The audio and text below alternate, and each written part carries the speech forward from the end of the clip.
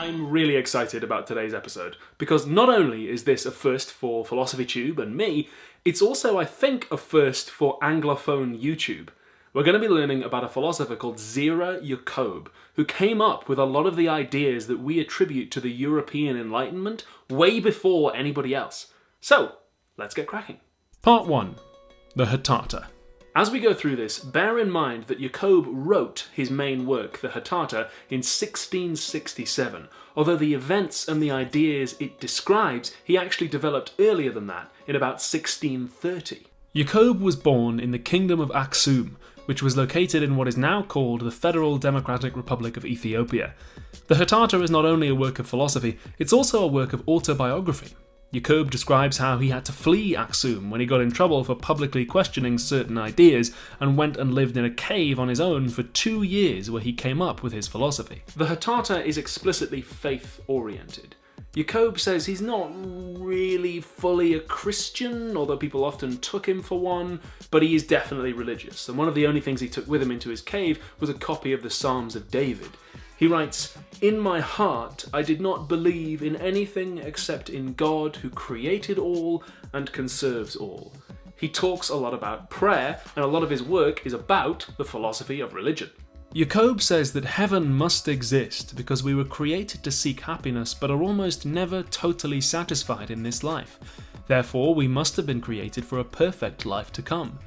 He also says that an afterlife must exist because in this life people don't always get what they deserve. There must be a hereafter in which moral matters are settled. He talks about the problem of evil and reasons that God allows there to be evil and temptation so that we can become worthy and develop morally.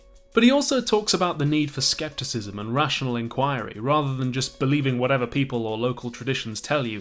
Otherwise you'll believe all kinds of nonsense, like astrology and magic, that were made up by people who wanted money and power out of them.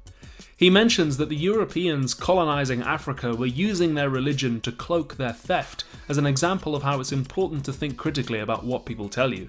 He observes that everybody says their religion is the correct one and that all others are wrong, and that every religion has miracle stories that supposedly back it up, which might be why he was religious with some of the ideas he had to hand, but not really explicitly Christian.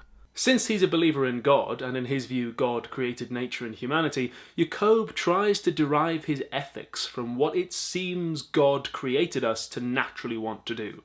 For instance, he says God created sex, and therefore it can't be wrong to do it. Monastic celibacy goes against our nature, and since in Jacob's view our nature comes from God, nobody has to be celibate. Ditto menstruation, which the law of Moses says is impure, but which Yacob says is part of God's design. From the same premises, he also argues that polygamy must be bad, since there are roughly equal numbers of men and women, so he says God must have created us to arrange ourselves in pairs. But he also says that men and women should be equal in marriage, and that slavery is bad, which is a somewhat refreshing point of view when we compare him to some of his European Enlightenment counterparts, as we'll be seeing shortly. All men are equal in the presence of God, and all are intelligent, since they are his creatures. He did not assign one people for life, another for death, one for mercy, another for judgment. Our reason teaches us that this sort of discrimination cannot exist in the sight of God, who is perfect in all his works. Part 2. First past the post. Right off the bat, if you've read any of the European Enlightenment philosophers, you can see that Yacob beat a lot of them to the punch.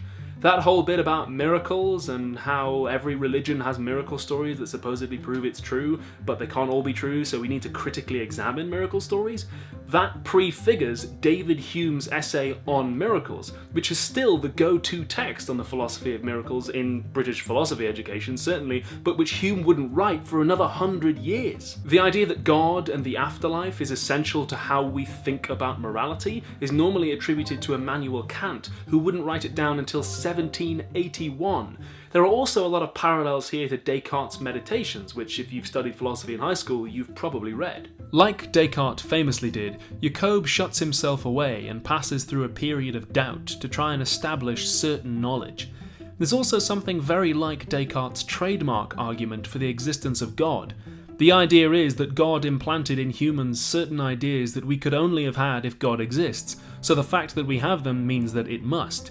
Descartes' Meditations were written in 1647, the Hatata wasn't written until 1667, but the whole going to the cave thing and having the ideas was 1630. So if we're feeling charitable and assuming Yacob wasn't projecting back any ideas he actually had later, maybe he beat Descartes to the trademark argument as well, or at the very least came up with it independently. It's also very interesting that Yacob explicitly argues against slavery.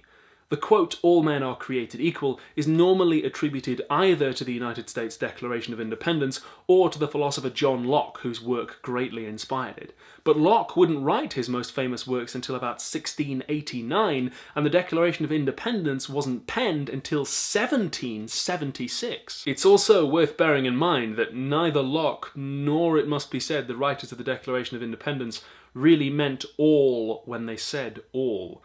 They both made exceptions for slaves and believed in racial hierarchy. In fact, quite a lot of European Enlightenment philosophers did. Kant, Mill, Hume, Locke. Locke's work in particular lent itself very easily and at times explicitly to justifying enslavement and the theft of land and resources that built Europe and America into what they are today. But here's Yacob, ahead of the pack, running out and saying, actually no, slavery is bad and racial hierarchy is nonsense, which, alright, admittedly, is quite a low bar to have to clear, but one that not all, or even many, Enlightenment philosophers actually managed to get over. It's somewhat understandable that Yacob would reach this perspective, given that racism was something he stood to lose out from, unlike his white European counterparts who stood to gain an enormous amount from racism, and indeed did gain an enormous amount from it. Materially, anyway, Locke in particular got rich off slavery, though of course, morally speaking, they were impoverished. How come Yacob isn't credited for having so many of these ideas before anybody else? Well, part of it is probably the particular story of who went where, who translated what, and brought back what editions with them when they came back to Europe. Part of that story, no doubt, has to do with the fact that he didn't write it down for about 30 years and then didn't have access to the kind of printing and distributing services that European philosophers coming later would have had. It's difficult to get a copy of his works in English, even today. In fact, I'd like to say a special thank you to historian Dag Herbjørnsrud, who gave me my copy that I used to write this episode. But that particular story supervenes on the bigger picture, and part of that bigger picture no doubt includes racism, and the fact that philosophy curricula historically, and often even today, are predominantly white, which means that the contributions of philosophers of colour get misattributed and erased. I wasn't taught Yacob at university, I had to go looking for him, which is a shame, and which is why it's all the more cool that we can learn about him today. There are people today who are invested materially and politically in this idea of the Enlightenment being a mainly European, almost exclusively white thing, and that's just not true. Europe could not be what it is today without the contributions and the labour of people of colour, and people who never even saw Europe at all, and that's just as true philosophically as it is materially. Part 3. Analysis and criticism. The idea of distancing oneself from a society or a set of ideas in order to critically examine them and not just accept what we're given at face value is a very Enlightenment move, and this is the move that Yacob is making here. In fact, he literally made that move. He literally went away from society and lived in a cave. But he makes a number of other assumptions and moves that might be familiar as well. Like the later Enlightenment scholars, Yacob has a habit of attributing particular ways of thinking that he happens to be familiar with to supposedly neutral reason. For instance, he says that reason tells us, worship God your creator and love all men as yourself, which he presents as a neutral thing that every rational person could understand, but which leans heavily on, or at least is packaged in the form of, a Christian-ish worldview. Not everybody's reason does tell them to do that, evidently, since there are perfectly reasonable people who do not worship God. He vindicates much of the Gospel and almost all of the Ten Commandments, so he's relying on the neutrality of what he calls rational, which is in fact not really neutral. This is a trap that we've identified before if you've seen my series, Are You Rational? In a similar vein, he seems to assume that God creates only one type of person with one type of nature. There's not much of an eye for diversity here. For instance, he thinks that the natural state of romantic partnerships is one man and one woman, whereas nowadays we know that some people aren't into that, and that's fine. Not only fine, but undeniably natural, part of the natural variation of the species. He also says that people have intelligence and rationality and sexual desire by our God-given nature, so it can't be bad to use those things. But he also says that many people are by nature lazy and sluggish, and credulous. They just believe the first thing they're told without critically examining it, and that's bad.